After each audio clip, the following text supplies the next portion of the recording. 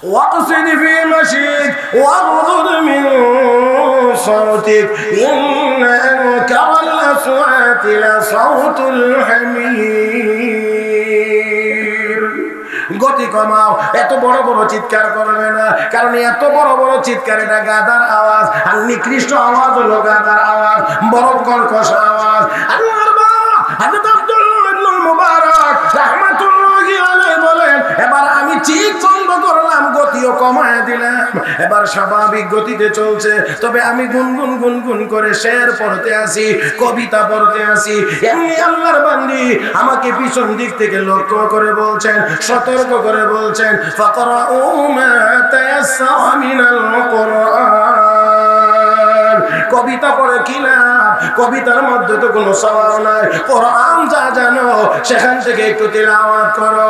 আমি বড় আশ্চর্য হইলাম, আর আল্লাহর বান্দিকে লক্ষ্য করে বললাম, হে আল্লাহর বান্দি, তুমি তো বড় নেককার, বড় পুণ্যবতী মহিলা, বড় সৌভাগ্যবান মহিলা। আল্লাহর বান্দি প্রতিক্রিয়া ব্যক্ত করে বলেন, ওয়া মা ইয়াযাক্কারু ইল্লা উলুল আলবাব। কেবল জ্ঞানবান বুদ্ধিমান যারা, তারা এটা থেকে নসিহত গ্রহণ করে। ও মুসলমান, আমি এবার নিয়ত করলাম, আমি এবার জিজ্ঞেস করলাম, ও আল্লাহর বান্দি, তোমার কোনো স্বামী আছে কি? আল্লাহর বান্দি কোরআনের আরেক আয়াতের তিলাওয়াতের মাধ্যমে আমাকে জবাব দেন, লা তাসআলু আন আশিয়া ইন তুবদা লাকুম তাসুকুম। এমন বিষয় প্রশ্ন করিও না যা জানলে তোমাদের অমঙ্গল হবে। আমি আবার নিয়ত করলাম, আর কোনো কথাই বলবো না যতক্ষণ পর্যন্ত কাফেলা না পাইব। ওট চালাইতে লাগলাম, কাফেলার কাছাকাছি যখন গেলাম, এবার আল্লাহর বান্দিকে জিজ্ঞেস করলাম, ও আল্লাহর বান্দি, কাফেলা দেখা যায়, এখানে তোমার কে আছে, আত্মীয় স্বজন কে আছে? আল্লাহর বান্দি কোরআনের আয়াত তিলাওয়াত করে জবাব দিয়ে বলেন, আল মালু ওয়াল বানুন জিনাতুল হায়াতিদ দুনিয়া। সন্তান সন্ততি, টাকা পয়সা, দুনিয়ার সৌন্দর্য। আমি বুঝতে পারলাম এই কাফেলার ভিতরে আল্লাহর বান্দির সন্তানেরা আছে। আমি জিজ্ঞেস করলাম, তোমার সন্তানেরা কি কাজ করে, কি দায়িত্ব পালন করে? আল্লাহর বান্দি কোরআনের আরেক আয়াত তিলাওয়াত করে জবাব দিয়ে বলেন, ওয়া আলামাতি ওয়া বিন নাজমি হুম ইয়াহতাদুন। আলামত, নিদর্শন এবং আকাশের তারকার মাধ্যমে পথ দেখায়। আমি বুঝতে পারলাম তার ছেলেরা রাহবার কাছাকাছি চলে গেলাম। এবার জিজ্ঞেস করলাম, ও আল্লাহর বান্দি, তোমার ছেলেদের কি নাম? কি নাম নিয়ে আমি ডাক দেব? আল্লাহর বান্দি বলেন, আত্তাখাযাল্লাহু ইব্রাহিম খালীলা ওয়া কাল্লামাল্লাহু মূসা তাকলীমা ইয়া ইয়াহইয়া খুযিল কিতাবা বিকুওয়া। আমি বুঝতে পারলাম আল্লাহর বান্দির তিনজন ছেলে আছে, একজনের নাম ইব্রাহিম, একজনের নাম মূসা, আর একজনের নাম ইয়াহইয়া।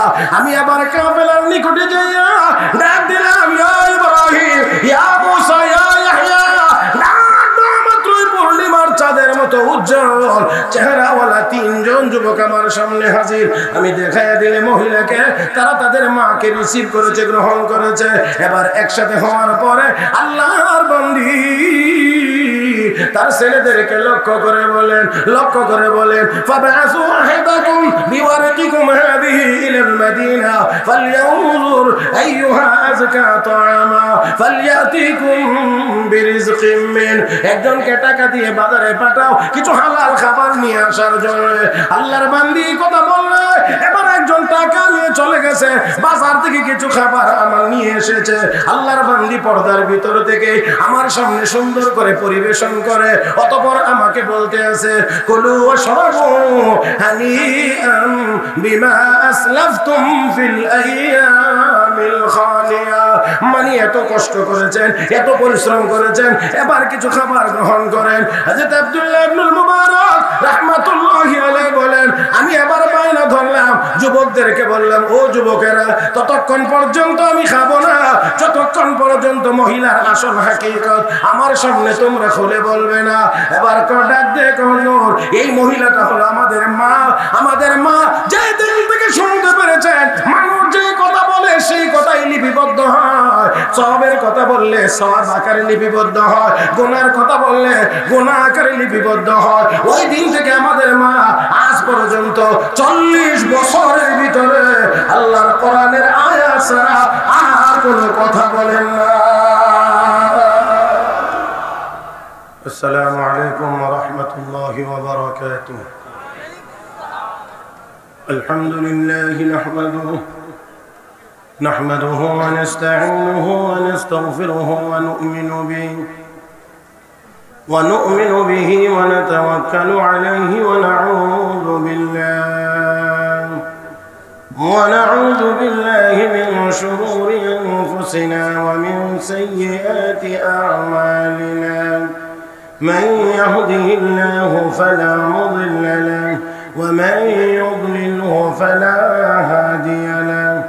ونشهد أن لا إله إلا الله وحده لا شريك له.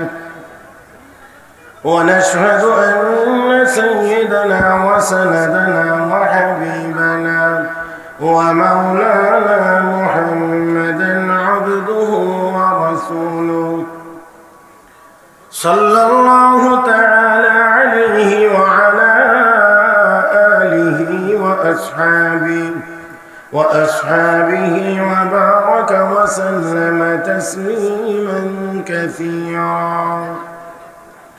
أما بعد فأعوذ بالله من الشيطان الرجيم. بسم الله الرحمن الرحيم. وإذا تليت عليهم آياته زادتهم إيمانا. بارك الله لنا ولكم في القرآن العظيم ونفعنا وإياكم بالآيات والذكر الحكيم. اللهم صل على محمد وعلى آل محمد كما صليت على إبراهيم وعلى آل إبراهيم إنك حميد مجيد. اللهم بارك على محمد وعلى آل محمد كما باركت على إبراهيم وعلى آل إبراهيم إنك حميد مجيد.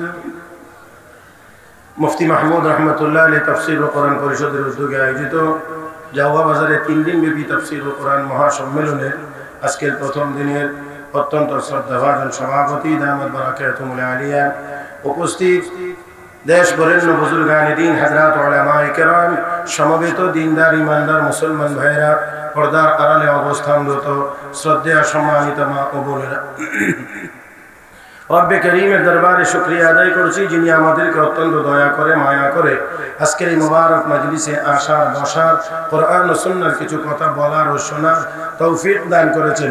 মহব্বতের সাথে সবাই মিলে সেই মালিকের দরবারে শুকরিয়া আদায় করছি উচ্চ আওয়াজে পড়ি আলহামদুলিল্লাহ।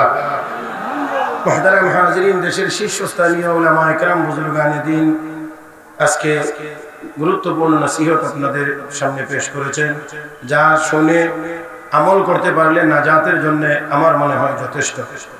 তারপরেও যেহেতু আমি সকলের শেষে আপনাদের খেদমতে হাজির হওয়ার সুযোগ আল্লাহ করে দিয়েছেন, আমি যারা বসে আছেন আমি আপনাদেরকে শুধু বিনয়ের সাথে বলছি, আর কয়েক মিনিট সময় আপনারা কি ধৈর্য সহকারে বসতে রাজি আছেন?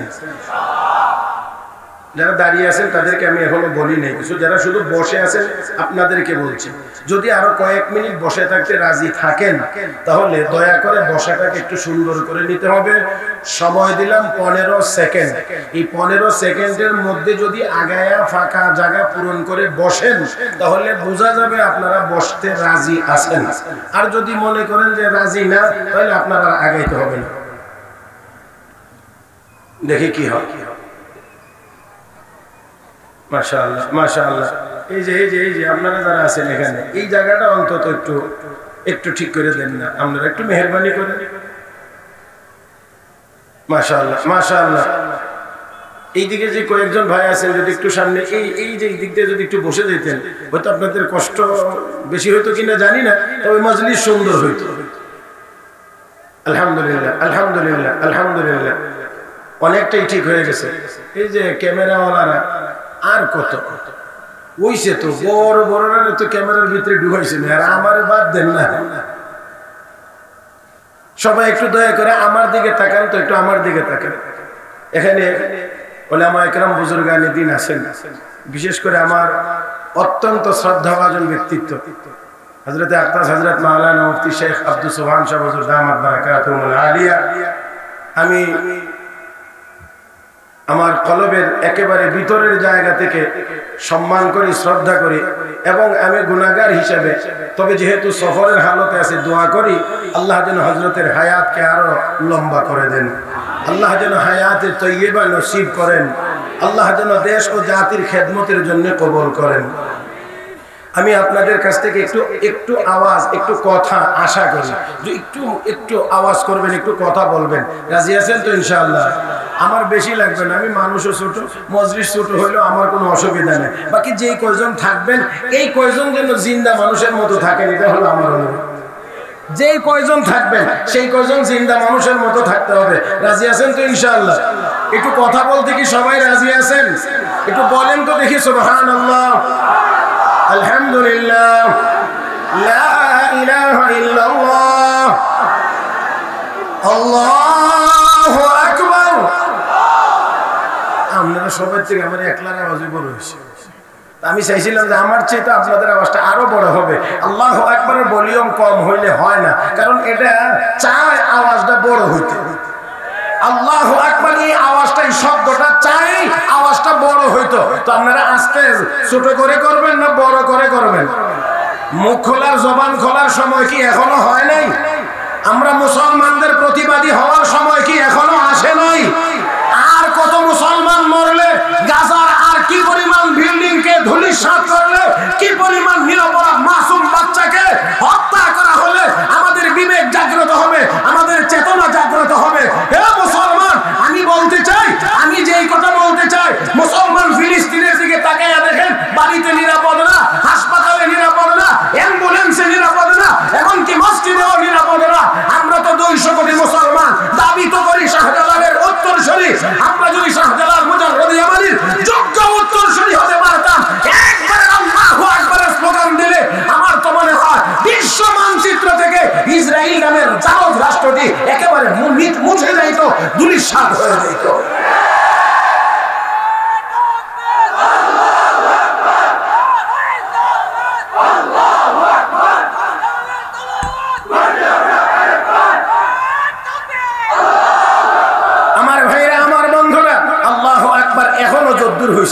এতে করে শাহজালালের তলোয়ার গর্জে ওঠার মতো হয়েছে।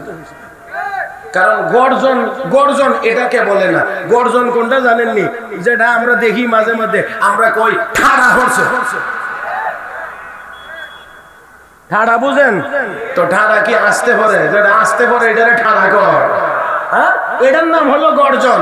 মুসলমান আমরা সিংহের জাতি, আমরা গর্জন দিতে জানি, আমরা ভেড়া ছাগলের মতো বে বে করতে জানি না। মাশাআল্লাহ, আল্লাহু আকবার যারা বলতে পারবেন তারা একটু হাত তোলেন, ডান হাত তোলেন, ডান হাত তোলেন। এবার একটু মোট করেন, আমার সাথে সাথে একটু কথা বলবেন। এই জমিনটা কার? আসমানটা কার? আসমান জমিনের মাঝখানে যা আছে কার? আমরা কার? তাহলে সব যদি আল্লাহর হয়, আল্লাহর নামের স্লোগান হবে আস্তে না জোরে। রেডি? এবার হোক।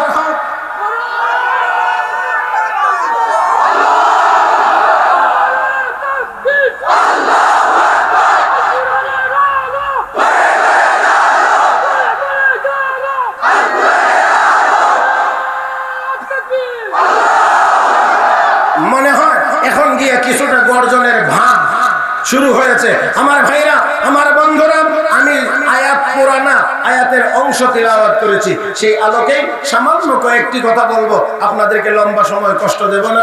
রাত্র অনেক হয়েছে, আপনারা পেট ভরে মন ভরে উলামায়ে কেরামের জবান থেকে নসিহত শুনেছেন, আর ঠান্ডার পরিমাণ বেশি, এই জন্য আপনারা ধৈর্যহারা হবেন। এতটা লম্বা সময় আমি কথা বলবো না। তবে আমার বিশ্বাস এতক্ষণ পর্যন্ত কোরআন ও হাদিসের কথা শোনার মাধ্যমে আপনাদের আমাদের ঈমানের মধ্যে কিছুটা হইলেও একটু জাগরণ সৃষ্টি হয়েছে।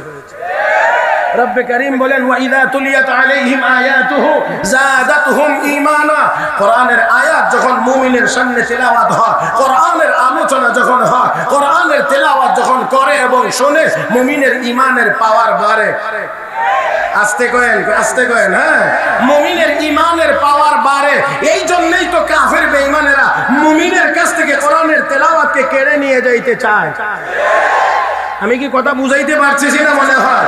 এই জন্যই দুনিয়ার কাফের বেঈমানেরা চলে বলে কৌশলে মুসলমানের সন্তানকে, মুসলমানের সন্তানের সিনাকে কোরআন শূন্য করতে চায়, মুসলমানের সন্তানের জবানকে তিলাওয়াত শূন্য করতে চায়। মুহতারাম হাজিরিন, বিশ্ব নবী তিলাওয়াত করতে গেলে আবু জাহেল বলেছিল তিলাওয়াত করতে দেওয়া যাবে না, যেখানে তিলাওয়াত হবে সেখানে হট্টগোল গন্ডগোল করবা, যাতে করে মুহাম্মদ নির্বিঘ্নে তিলাওয়াত করতে না পারে।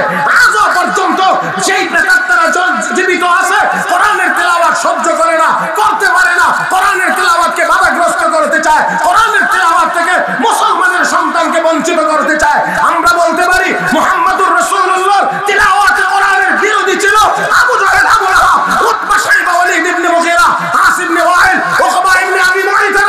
আজও পর্যন্ত কিয়ামত পর্যন্ত যারা কোরআনের তেলাওয়াতের বিরোধী হবে, বুঝতে হবে তারা আবু জাহেলের নাতিপতি ছাড়া আর কেউ হতে পারে না।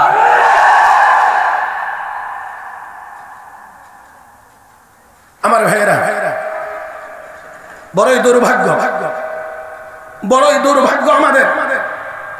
আমি অত্যন্ত ব্যথা নিয়ে বলছি, আমাকে যদি বলা হয় যে মুসলমানের একজন সন্তান ক্লাস 3-4 পর্যন্ত পড়ে নাই, এটা আমি মেনে নিতে পারি। অন্য অনেক দূরের কথা বাদ, ক্লাস 3-4 পর্যন্ত পড়ে নাই, সেটা আমি মেনে নিতে পারি। আকদুম বাকদুম পড়ে নাই, মেনে নিতে পারি। কিন্তু একজন মুসলমানের সন্তান কোরআনের তেলাওয়াত জানে না, এটা অন্তত পক্ষে আমি মেনে নিতে পারি না। আমার বড় কষ্ট হয়, কারণ মুসলমানের সন্তান যদি হয়, যদি মুসলমান বলে দাবি করে, তাহলে আর কিছুই শিখে না শিখুক, অন্তত পক্ষে সে কোরআনের তেলাওয়াত শিখবে। কিন্তু বড় আফসোস, বড় আফসোস, বড় আফসোস, বড় আফসোস যে আজকে মুসলমানের সন্তান তেলাওয়াত তো দূরের কথা, তেলাওয়াত তো দূরের কথা, বিসমিল্লাহির রহমানির রহিম এতটুকু শুদ্ধ করে বলতে পারে না। বড় দুর্ভাগ্য। আমার পাশে দাঁড়াইছেন নেতা, মঞ্চে দাঁড়াইছেন বক্তব্য দেওয়ার জন্য, সালাম দিতে গিয়ে কয় আসসালামু আলাইকুম ইয়া রাহমাতুল্লাহ। আপনার হাসলেন, ওই যে হাসি শুনলে এরকম একটু হাসি পায়, কিন্তু আসলে কি এটা হাসির কথা ছিল? এটা কি আসলে হাসির কথা না, এটা আমাদের বেদনার কথা? নেতা, আপনাকে ওয়েলকাম, স্বাগতম, আপনার নেতৃত্বকে স্বাগতম, আপনাকে শ্রদ্ধা করতে, সম্মান করতে আমার কোনো আপত্তি নেই, কিন্তু আপনি সালামটাও জানেন না, এটা আমাকে অত্যন্ত ব্যথা দেয়। আর আল হায়াতুল উলিয়া লিল জামিয়াতুল কওমিয়া উচ্চারণ করতে গিয়ে তো অনেকের দাঁত দুধ ভেঙে গেছে।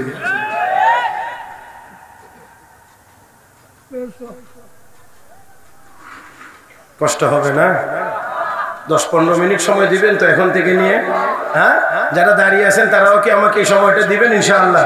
আমি খুব ভয়ে ছিলাম আজকে, কারণ এত বড় বড় উলামায়ে কেরাম বুজুর্গানে দিনের পরে আমার মতো ব্যক্তির বয়ানে শোনার জন্য তো আপনার এখানে বসে থাকার কথা না।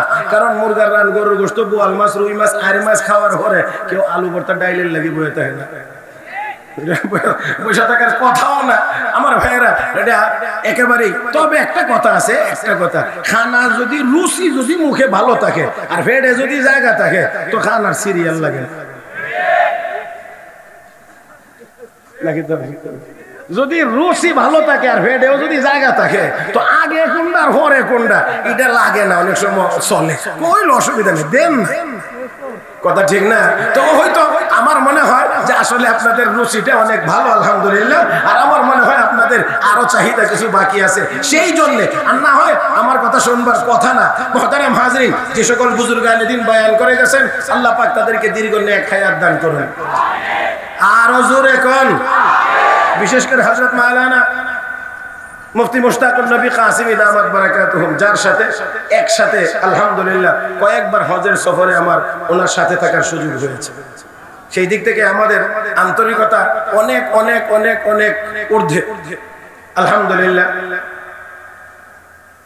তো ওনার মতো এত বড় শায়েখ, এত বড় ব্যক্তির বয়ানের পরে আমার বয়ান এখানে আসলে না করাটাই বেশি ভালো ছিল বলে আমি মনে করি। তারপরেও যেহেতু হুকুম হয়েছে তাই আপনাদের খেদমতে বলছিলাম, কোরআনের আয়াতের তেলাওয়াত শুনলে, কোরআনের আয়াতের তেলাওয়াত করলে ইমানের পাওয়ার কমে না বাড়ে? কমে না বাড়ে? তাহলে মুসলমানের ঘরে ঘরে আসুন, তেলাওয়াত চালু করি, তেলাওয়াত চালু করি, তেলাওয়াত চালু করি, তেলাওয়াত চালু করি। আমার ভাইয়েরা, যতই আলোচনা এখানে শুনি না কেন, যতই তাফসীর মাহফিল এখানে হোক না কেন, যদি আমাদের পাড়ায় পাড়ায়, মহল্লায় মহল্লায় মক্তবগুলোকে সচল করা না যা, ঘরের ভিতরে যদি তেলাওয়াতের অভ্যাস করা না যা, তাহলে চিল কাক শকুনেরা যেমন ভাবে উঠতে আছে, যে কোনো সময় আমাদেরকে খাওয়া দিবে, আমাদেরকে ছো মেরে নেওয়ার চেষ্টা করবে। যদি আমরা ঘরের ভিতরে এই অভ্যাস করতে না পারি, এই অভ্যাস যদি চালু করতে না পারি, তাহলে আমাদের ঈমান আর আমলকে ধরে রাখা অনেক কঠিন হয়ে যাবে, অনেক কঠিন হয়ে যাবে। মুহতারাম হাজিরিন, কোরআনের তেলাওয়াত, কোরআনের তেলাওয়াত এমন এক জিনিস যার দ্বারা ঈমানের পাওয়ার বাড়ে। অপর দিক থেকে এটা এমন এক মজার জিনিস, যত তেলাওয়াত করে তত মজা বাড়ে, যত তেলাওয়াত হয় তত, আস্তে কইেন আস্তে কইেন, যত তেলাওয়াত হয় তত মজা বাড়ে। এটা দুনিয়ার অনেকে বুঝে না। এটা আমরা কোন সময় বেশি টের পাইছি? করোনার সময়। করোনার সময় খুব বেশি টের পাইছি। স্যারেরা, মাস্টারেরা, প্রফেসরেরা, কলেজ, ইউনিভার্সিটি, স্কুল বন্ধ, নার্সারি বন্ধ, কেজি বন্ধ, হাই স্কুল, প্রাইমারি স্কুল সব বন্ধ, কিন্তু আমরা মাদ্রাসা মাদ্রাসা খোলা, বেতন ভাইবনি না হয়তো না, এই জাতীয় কোনো খবর নাই। খালি দয়া করে আমরা মাদ্রাসাটা খুলে দেন, মাদ্রাসা খুলে দেন। কথা কয় না, কথা কয় না। কারণ এই কোরআনের তেলাওয়াত করলেও মজা, করাইলেও মজা, পড়লেও মজা, পড়াইলেও মজা। এতক্ষণ তেলাওয়াত শুনছেন না? হাল আতাকা হাদিসুল গাশিয়ার তেলাওয়াত আপনারা শুনছেন না? মাশাআল্লাহ, খারাপ লাগছে না ভালো লাগছে? বেমজা না মজা? هل أتاك حديث الغاشية وجوه يومئذ خاشعة عاملة ناصبة تصلى نارا حامية تسقى من عين آنية ليس لهم طعام إلا من ضريع لا يسمن ولا يغني من جوع وجوه يومئذ ناعمة لسعيها راضية في جنة عالية لا تسمع فيها لاغية فيها عين جارية فيها سرر مرفوعة وأكواب موضوعة ونمارق مصفوفة وزرابي مبثوثة. আরেকটু জোরে কোন, আরেকটু জোরে কোন। কষ্ট দিয়ে লাইতেছি মনে হয় না, কারণ ঠান্ডা ঠান্ডা নীরবে বৈশা শুনছিলেন, এটাই ভালো আছিল। আমি কেলি গাইছিলাম, আপনারা একটু লাড়াচাড়া দিলাম, দিয়ে কষ্ট দিতেছি। বদদোয়া দিয়েন না কিন্তু। আর হুজুর এখানে বসা আছেন, আমার বিশ্বাস বদদোয়া হইতাম না। দোয়া হবো ইনশাআল্লাহ, দোয়া হবো ইনশাআল্লাহ। আপনারা দোয়া করবেন না? আমি তো আপনাদের একেবারে ফুরান হইতে হইতে আর ফুরান হইতারি না, এমন ফুরান হইছি যে মাশাআল্লাহ। যাক, এরকম একজন কাস্টমার থাকলে তো আমি ফুরান চাল বেস্তার।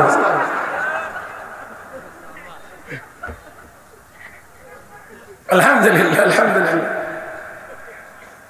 আল্লাহ, আমার খুব মনে পড়ে হযরত মাওলানা হাফেজ জুবাইর আহমদ আনসারী সাহেব রহমতুল্লাহ আলাইহি। আমার খুব মনে পড়ে হযরত মাওলানা হাম্মদ সাদি সাহেব রহমতুল্লাহ আলাইহি। এই সাতক সুনামগঞ্জে এই দুইজন ব্যক্তিকে তো বেশি পাইতাম, আপনারাও বেশি পাইতেন। হযরত মাওলানা হাম্মদ সাদি সাহেবের সাথে খুব বেশি পরিমাণে মাহফিল হইত, আসলে ভোলাও যায় না। এখনো এই সিলেটে আসলে, এদিক ওদিক ঘোরাঘুরি করলে আমার চোখের সামনে তাদের চেহারাগুলো ভাসে। প্রথম আমি যখন এই এলাকায় মাহফিলে আসি, তখন আসছিলাম এই লক্ষণ সময়, একদম প্রথম। আনসারী সাহেব হুজুর আমার আগে বয়ান করেছিলেন। বয়ানের পরে যখন দেখছেন আমি উঠি, আমার দিকে এইভাবে মাথা উঠে মুস্কি হাসি দিয়া, আমি আজও এই দিকে আসলেই আমার মনে পড়ে যে উনি আমার দিকে কিভাবে মুস্কি হাসি দিয়ে কিভাবে তাকাইছিলেন। তার মানে বুঝাইছেন, আরে আপনি মানে এটাই বোঝানোর চেষ্টা করছেন। আল্লাহ পাক ওনাদের জান্নাতুল ফিরদাউসের আলা মাকাম নসিব করুন। মুহতারাম হাজিরিন, অনেকেই চলে গেছেন, আর এখন আলহামদুলিল্লাহ আরো অনেক বড় বড় উলামা ইকরাম আসতেছেন, তাদের হায়াতেও যেন আল্লাহ বরকত দান করেন। আর আমি আপনাদের দোয়ার মুহতাজ। ওয়াজের বয়স বেশি হয়েছে না, বয়স কম, তারপর আলহামদুলিল্লাহ ওয়াজের বয়স 31 বছর হয়েছে। আলহামদুলিল্লাহ এই 31 বছরের মধ্যে হিসাব করে দেখছি 28 বছর যাবত সিলেট সুনামগঞ্জে আলহামদুলিল্লাহ ওয়াজ করি। মাত্র 28 বছর, বেশি হয়েছে না। তো এই জন্য আমার এমন একটু চিন্তাই লাগে আসলে ওয়াজ করতে গিয়ে, কারণ এমন ওয়াজ কি আর আছে যেটা আমি করছি না, আর আমার জানাই আছে বা কদ্দুর। তারপরে আলহামদুলিল্লাহ আপনারা মহব্বত করেন, শুনেন। এই জন্য দোয়া করি আল্লাহ আপনাদেরকে হাসরের দিন আল্লাহর আরশের নিচে যেন সবাইকে জায়গা দান করেন। মুহতারাম হাজিরিন, আমি বলছিলাম যে কোরআনের তিলাওয়াত এমন এক জিনিস যেটা করলে ইমানের পাওয়ার বাড়ে, ইমানের পাওয়ার বাড়ে। যেই কোরআনের তিলাওয়াত যত বেশি করে মজা তত। আমি বেশি কথা বলবো না, একটা ঘটনা আপনাদেরকে আজকে শোনাইতে চাই। এটা যদি শুনে থাকেন তো আবার শুনবেন, না শুনে থাকলে এখন শুনবেন। যদি আগে শুনেও থাকি, অনেক কত ওয়াজিতে আমরা বারবার শুনি আলহামদুলিল্লাহ। তাহলে আসুন, হযরত আব্দুল্লাহ ইবনুল মুবারক রাহমাতুল্লাহি আলাইহি জগৎ বিখ্যাত মুহাদ্দিস, জগৎ বিখ্যাত মুহাদ্দিস, ফকিহ, মুফাসসির, আল্লাহর ওলি, এত মহান, এত বড় ব্যক্তিত্ব হযরত আব্দুল্লাহ ইবনুল মুবারক রাহমাতুল্লাহি আলাইহি। 118 হিজরিতে তার জন্ম, 181 হিজরিতে তার ইন্তেকাল। সে হযরত আব্দুল্লাহ ইবনুল মুবারক রাহমাতুল্লাহি আলাইহি জীবনের প্রাথমিক অবস্থা উনি ছিলেন গায়ক, ছিলেন অন্য জগতে। আমি এখন এটা বলতেও একটু দ্বিধা লাগে। একটা সময় ওনার নেশার জগতের সাথে ওনার সম্পর্ক ছিল। মদ পান করতেন, দুতারা তিনতারা বাজায় গান গাইতেন। সেই ব্যক্তিটা আব্দুল্লাহ ইবনুল মুবারক। আল্লাহ রাব্বুল আলামিনের ইচ্ছা হলো যে তাকে এই জায়গা থেকে বের করে তাকে উঁচা মাকাম দান করবেন। এই জন্য যেই দুতারার তার দিয়ে বাজনার আওয়াজ বের হইতো, একদিন ওই দুতারার তার দিয়ে মহান আল্লাহ কোরআনের তেলাওয়াতের আওয়াজ বের করে দিয়েছেন। আলাম ইয়ানি লিল্লাযীনা আমানু আন তাখশা কুলুবুহুম লিযিকরিল্লাহ। হে মুমিন, হে ঈমানদার, আল্লাহর আযাবের কথা স্মরণ করে কি মনটা নরম করার সময় এখনো আসে নাই? অর্ধ মাতাল অবস্থায় জবাব দিয়েছিলেন, বালা ইয়া রাব্বি কাদ আন, বালা ইয়া রাব্বি কাদ আন, বালা ইয়া রাব্বি কাদ আন। হ্যাঁ প্রভু গো, সময় এসেছে, হ্যাঁ এসেছে, হ্যাঁ এসেছে। আল্লাহর দরবারে কান্নাকাটি শুরু করেছেন, তওবা করেছেন, দ্বীন ইলম শিখবার জন্য চলে গিয়েছেন। এই ব্যক্তিটাকেই মহান আল্লাহ জগৎ বিখ্যাত মুহাদ্দিস বানায়া দিয়েছেন। ইমাম আযম আবু হানিফা আন-নু'মান রাহিমাহুল্লাহর ছাত্র আল্লাহ বানায়া দিয়েছেন। আরেকটু জোরে কর আমার ভাইয়েরা, ইমাম আযম আবু হানিফার ছাত্র হওয়া এটা সোজা কথা না, সোজা কথা না। আগের দিনে কে বড় আলেম, কে বড় আলেম এটা মাপাই হইতো ওনার উস্তাদ কে, ওনার ছাত্র কে।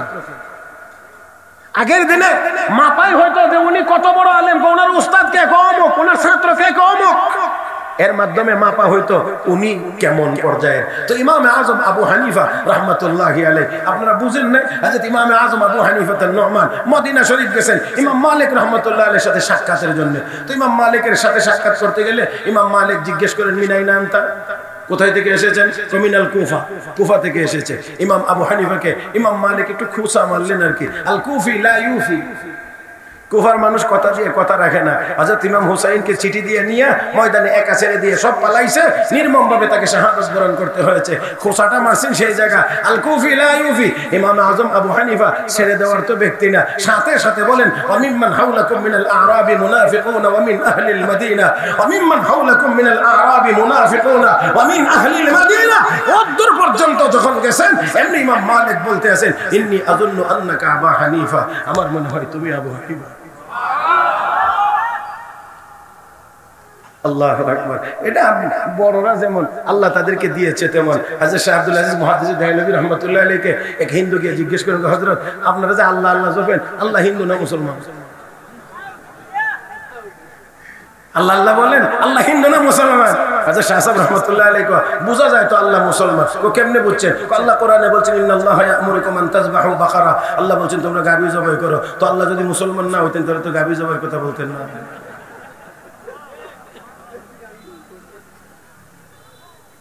হ্যাঁ দেখছেন কেমন?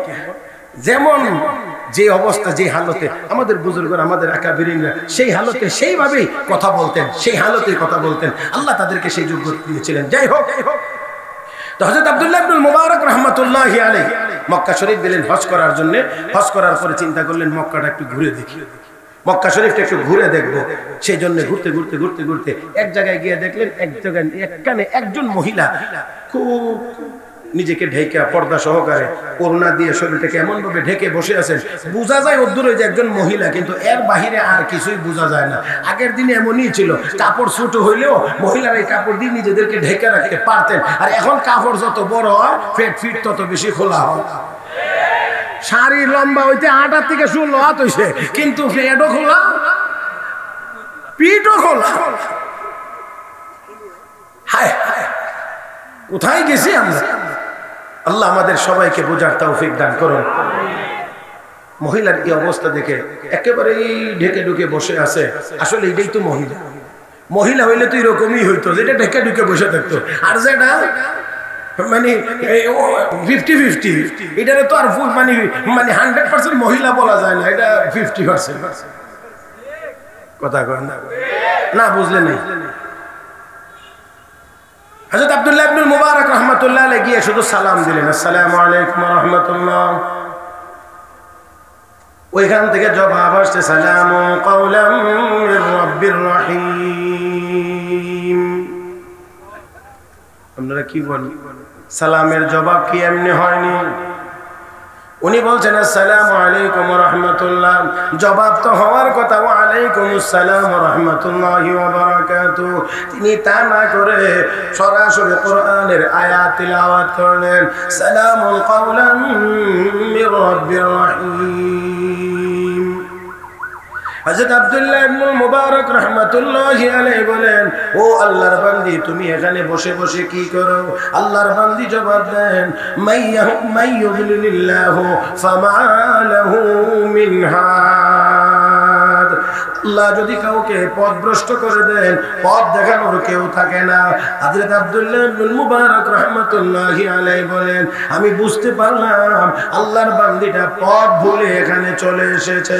আমি জিজ্ঞেস করলাম, ও আল্লাহর বান্দি, তুমি এখানে কতদিন যাবত বসা, কতদিন যাবত বসা? আল্লাহর বান্দি জবাব দেন, সালাসা লায়ালিন সাওয়িয়া।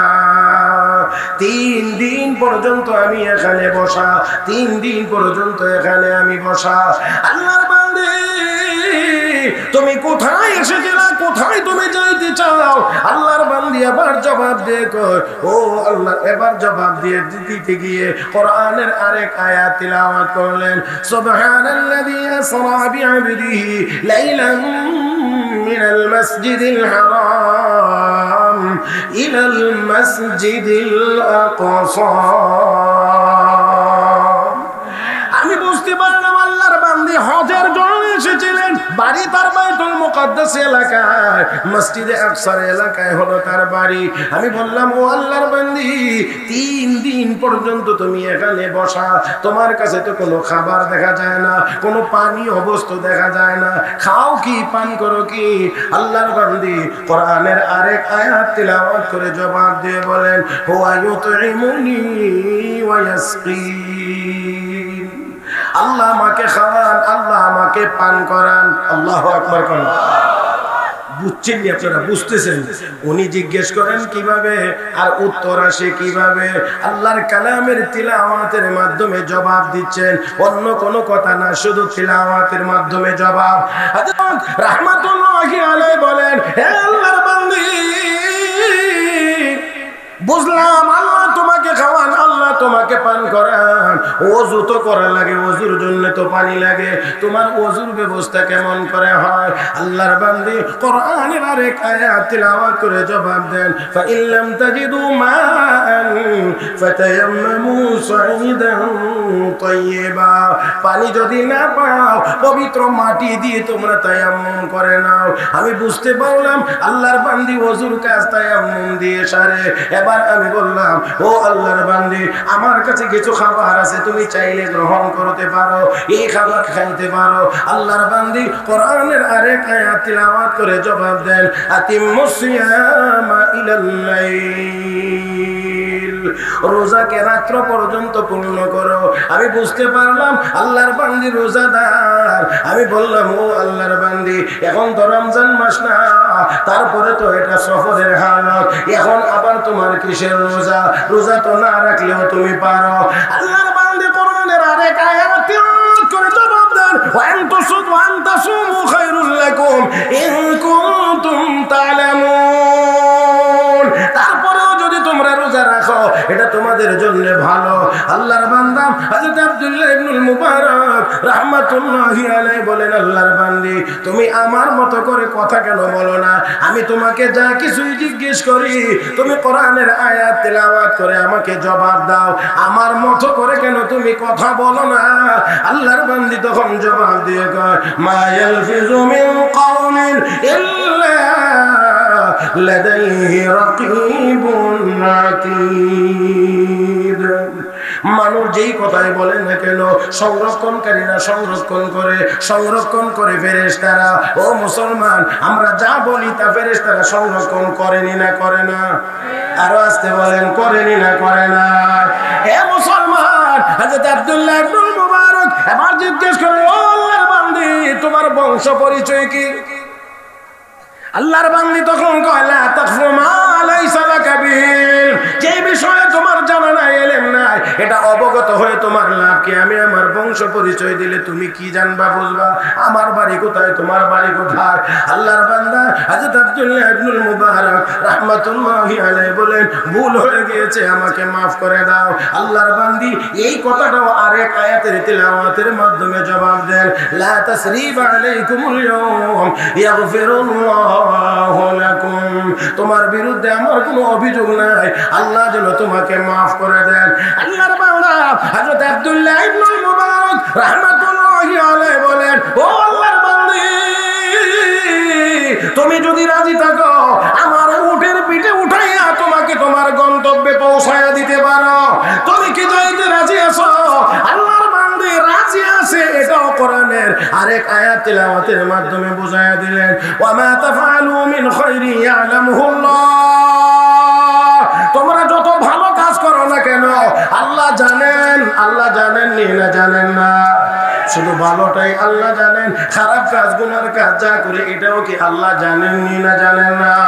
হে মুসলমান, হযরত আব্দুল্লাহ ইবনুল মুবারক রাহমাতুল্লাহি আলাইহি বলেন, এবার আমি উট কাছে নিয়ে আসলাম, বসায়া দিলাম, আর আল্লাহর বান্দীকে বললাম, ও আল্লাহর বান্দী, এবার তুমি উটের পিঠে সওয়ার হয়ে যাও, উটের পিঠে তুমি উঠে যাও। কিন্তু উটের পিঠে উঠবার আগেই আল্লাহর বান্দী আমাকে আগেই সতর্ক করে বলছেন, সতর্ক করেছেন কোরআনের আরেক আয়াত তিলাওয়াত করে, কুল্লিল মুমিনিন ইয়াগুদ্দু মিন আবসারিহিম, নবী গো, আপনি আপনার পুরুষ উম্মতদেরকে বলে দিন তারা যেন দৃষ্টিকে নিচের দিকে রাখে।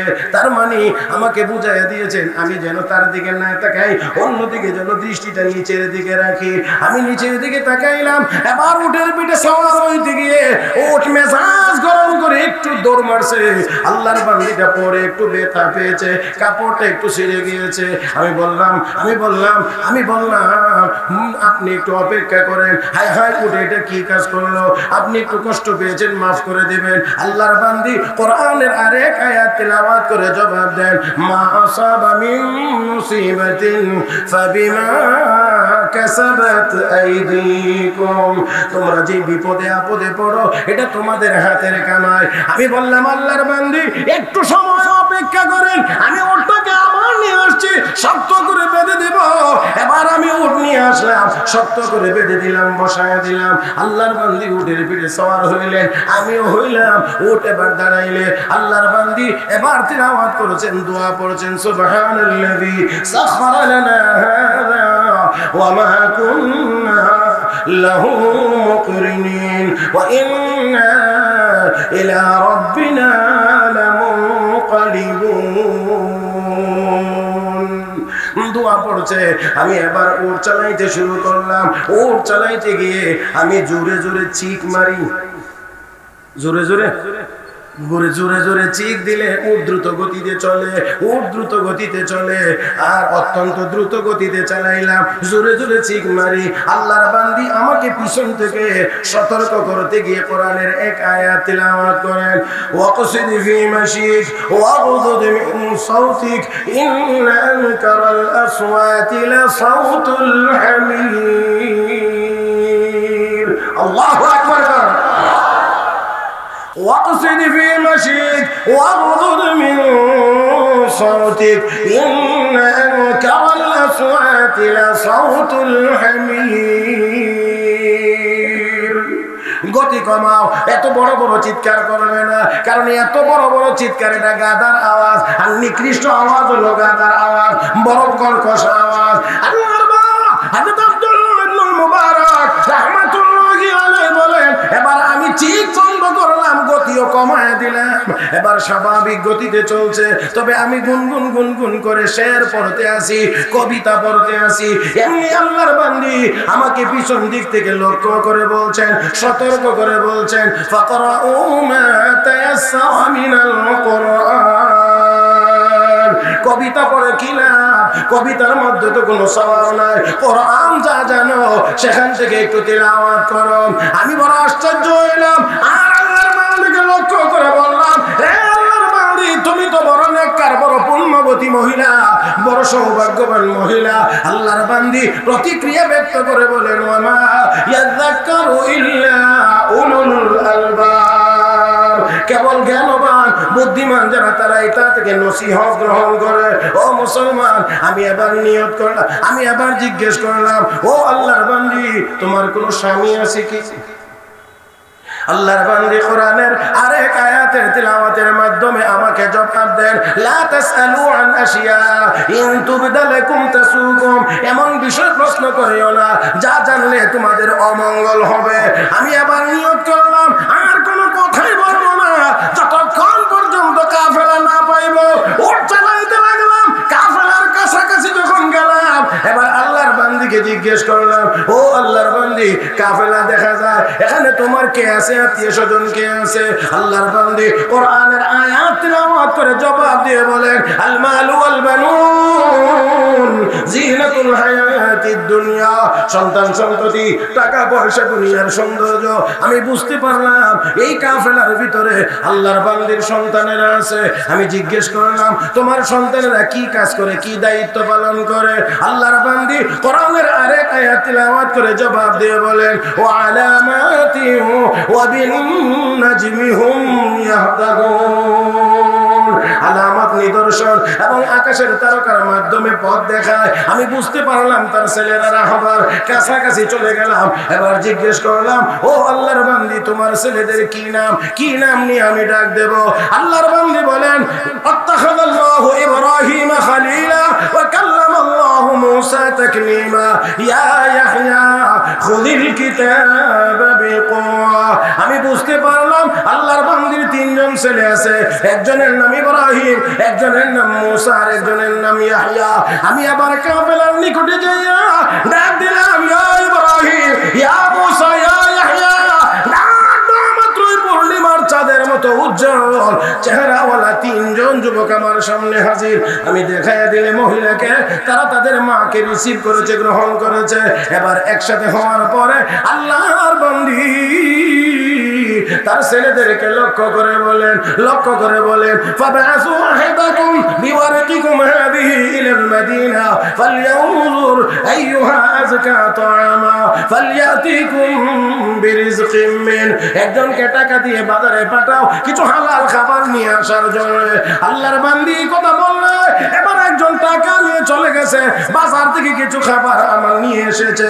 আল্লাহর বান্দি পর্দার ভিতর থেকে আমার সামনে সুন্দর করে পরিবেশন করে, অতঃপর আমাকে বলতে আছে, কুলু ওয়াশরাবু হানিআম বিমা আসলাফতুম ফিল আইয়ামিল খালিয়া। মানে এত কষ্ট করেছেন, এত পরিশ্রম করেছেন, এবার কিছু খাবার গ্রহণ করেন। হযরত আব্দুল্লাহ ইবনে মুবারক রাহমাতুল্লাহি আলাইহি বলেন, আমি এবার বায়না ধরলাম, যুবক যুবকদেরকে বললাম, ও যুবকেরা, ততক্ষণ পর্যন্ত আমি খাবো না যতক্ষণ পর্যন্ত মহিলার আসল হাকিকত আমার সামনে তোমরা খুলে বলবে না। এবার ডাক দিয়ে কর, এই মহিলাটা হলো আমাদের মা। আমাদের মা যে দিন থেকে শুনতে পেরেছেন মানুষ যে কথা বলে সেই কথাই লিপিবদ্ধ হয়, সওয়াবের কথা বললে সওয়াব আকারে লিপিবদ্ধ হয়, গুনার কথা বললে গুনাহ আকারে লিপিবদ্ধ হয়। ওই দিন থেকে আমাদের মা আজ পর্যন্ত 40 বছরের ভিতরে আল্লাহর কোরআনের আয়াত ছাড়া আর কোনো কথা বলেন না।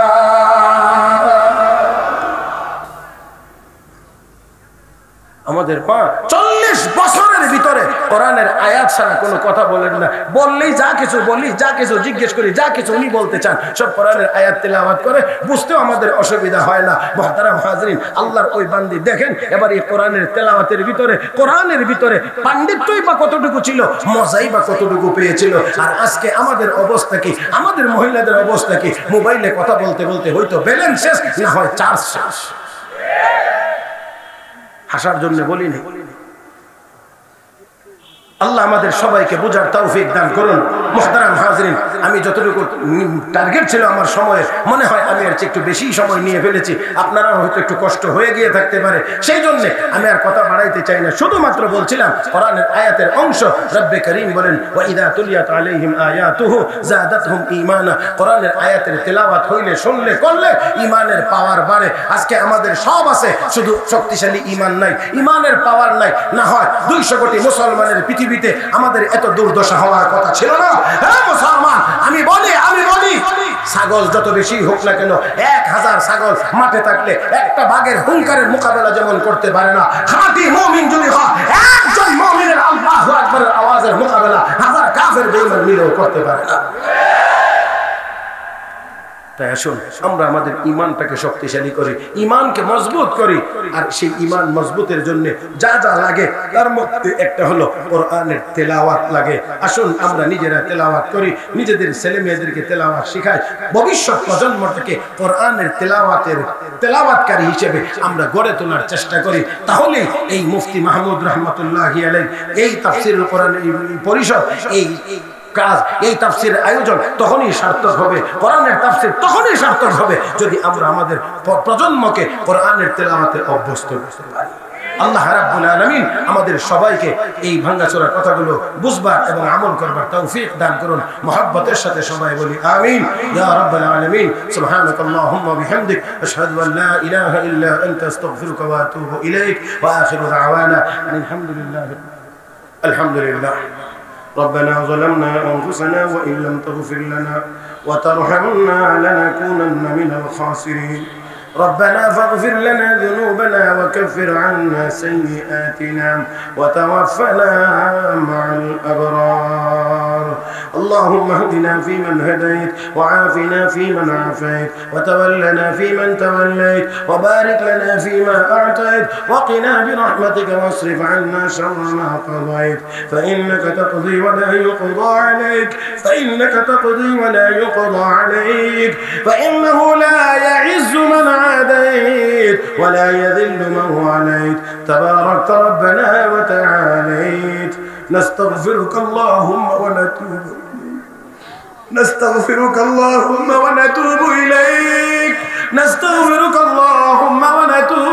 إليك اللهم لا تقتلنا بغضبك ولا تهلكنا بعذابك وعافنا قبل ذلك. اللهم إنك عفو كريم تحب العفو فاعف عنا يا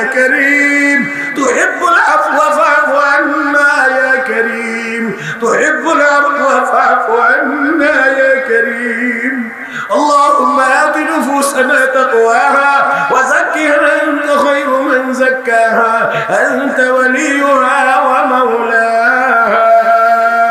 اللهم لا تسلط علينا جبارا عنيدا ولا شيطانا مريدا ولا إنسانا حسودا ولا من لم يرحم علينا. اللهم زدنا ولا تنقصنا وأكرمنا ولا تهنا وأعطنا ولا تحرمنا وآثرنا ولا تؤثر علينا. اللهم اغسل خطاياي بماء الثلج والبرد ونقي قلبي من الخطايا كما ينقى الثوب الأبيض من الدنس وباعد بيننا وبين الخطايا كما باعدت بين المشرق والمغرب. اللهم حبب إلينا الإيمان، اللهم حبب إلينا، اللهم حبب إلينا الإيمان وزينه في قلوبنا، وزينه في قلوبنا وكره إلينا الكفر والفسوق والعصيان واجعلنا من الراشدين يا أرحم الراحمين يا راحم المساكين يا ذا القوة المتين. أصلح لنا شأننا كله ولا تكلنا إلى أنفسنا طرفة عين. ربنا تقبل منا إنك أنت السميع العليم وتب علينا إنك أنت التواب الرحيم. وصل اللهم وسلم وبارك على حبيبك ونبيك محمد وآله وصحبه أجمعين. آمين آمين برحمتك يا أرحم الراحمين. السلام عليكم.